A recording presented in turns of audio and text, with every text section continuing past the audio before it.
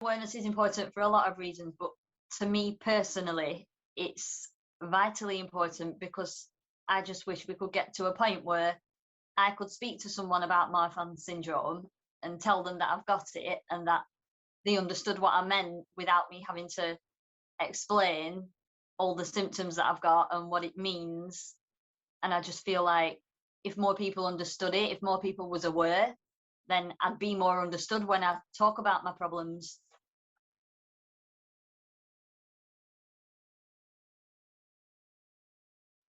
Marfan syndrome awareness is critically important, not least because some of the most acute aspects of the syndrome are not actually visible, so you wouldn't know you have them.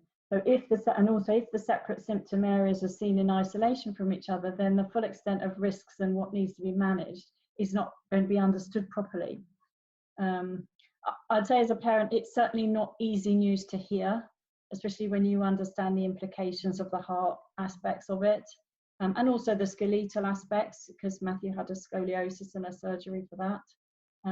But it is essential to be aware and to take responsibility, because all of those symptoms and risk areas need to be managed medically, and also I would say from a personal perspective. For me, I think the diagnosis was also acted as a passport to accessing the support needed to manage the needs, and that was true in healthcare, also in education support and provision for the physical aspects, and in social and emotional areas as well. The earlier it's identified, the better it can be managed for a full and healthy life.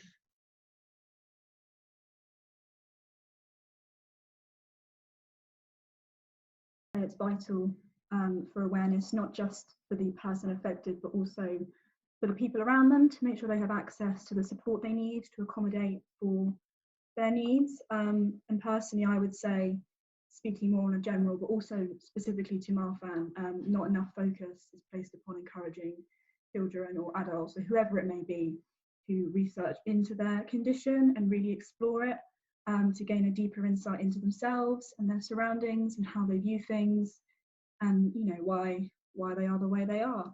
But I also think it's a responsibility of the people around them to do the same.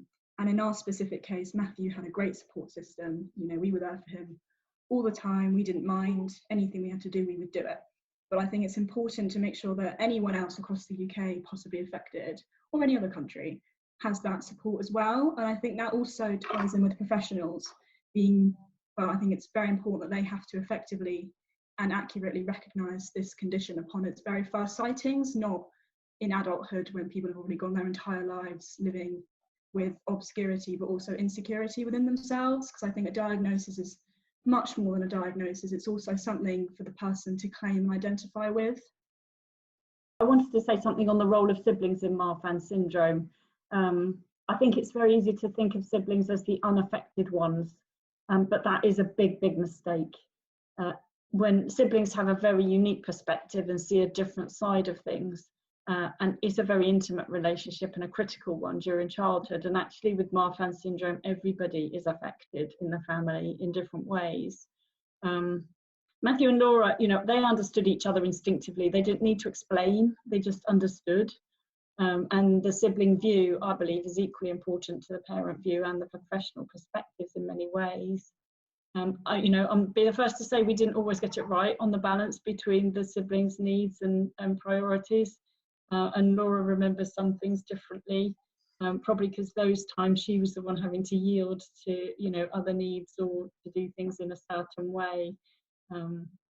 And that's a hard balance, but she handled all of that with the generosity and grace that's really typical of her character. And I think it needs to be recognised that when one person's affected, it really does affect everyone, and those effects can be equally challenging to manage in a balanced way for a family. So my message for all siblings out there, really consider yourselves among the most valuable and the most important people, not just in supporting your Marfan brother or sister, but in your own right as an individual with wishes and needs and aspirations of your own. We were really lucky. Laura was the perfect sister for Matthew.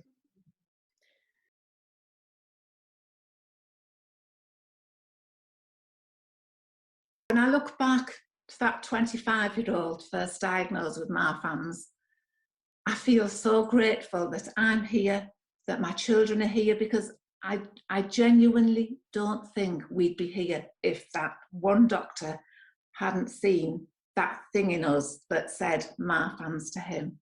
And I've got, you know, my amazing grandchildren, and 2 of those have Marfan's, but they know about it and their parents know about it. So all the best treatments, all the best support will always be there for them. But talking to friends, talking to family, talking to doctors and consultants, there's still so much that isn't known about Marfan syndrome. There are people out there that don't know they have it. I've actually approached a student of mine once. She came to join us and she was tall and she was thin and she had typical signs of it. And luckily I was able to talk about it in the conversation by bringing myself into the conversation.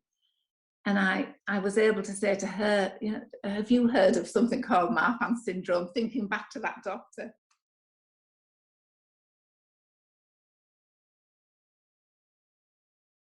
For me, for the medical side of things, it's the things like that went unmissed, the things that were noticed but never followed up on, the comments that came from professionals. They should have followed up on the signs, really. But if they knew about it and they knew the signs, then maybe you would have put 2 and 2 together and met in the middle. But because you don't hear of Marfan's, you're not aware of it. You don't know the signs because you don't hear about them. Also, like for things like my friends, my family, I found the diagnosis very, very lonely because of my spontaneous mutation as well. We didn't know about it. My family didn't know about it. None of my friends do. And it would just be nice to talk to somebody instead of, as you say, oh, Amaya's got Marfan's, and they're like, oh, what's that?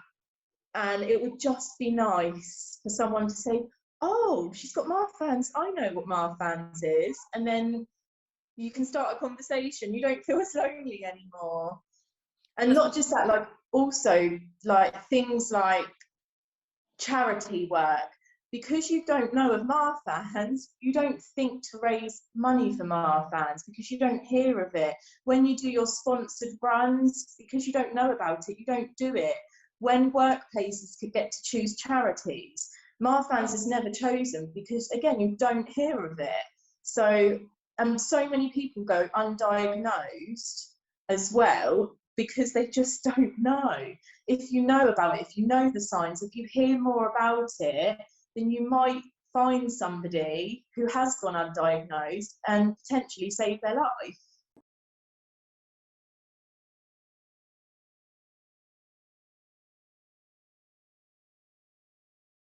The big question for me is, would it have been better if I'd have known when I was younger?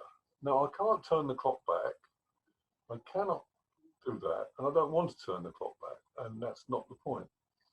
For me, and I don't, because I didn't have any of my own children or anything like that, and I'm now 61 years old. What if I knew then what I know now? How would it affect me? It wouldn't. It would have prevented me from doing some things that I did do. So I did join the police, and I became a police officer. It would have prevented me from doing that. So that would have been a huge disappointment. But it also would have enabled me maybe to understand who and why I am a little differently. And that might be something that could really be important for young people now in a world where Marfan syndrome is so much more recognised. We can monitor it, you can be monitored, and the treatment is there, and that is improving all the time. So I think if I was 17 years old again, I would probably want to know. It would be enlightening, but apprehensive.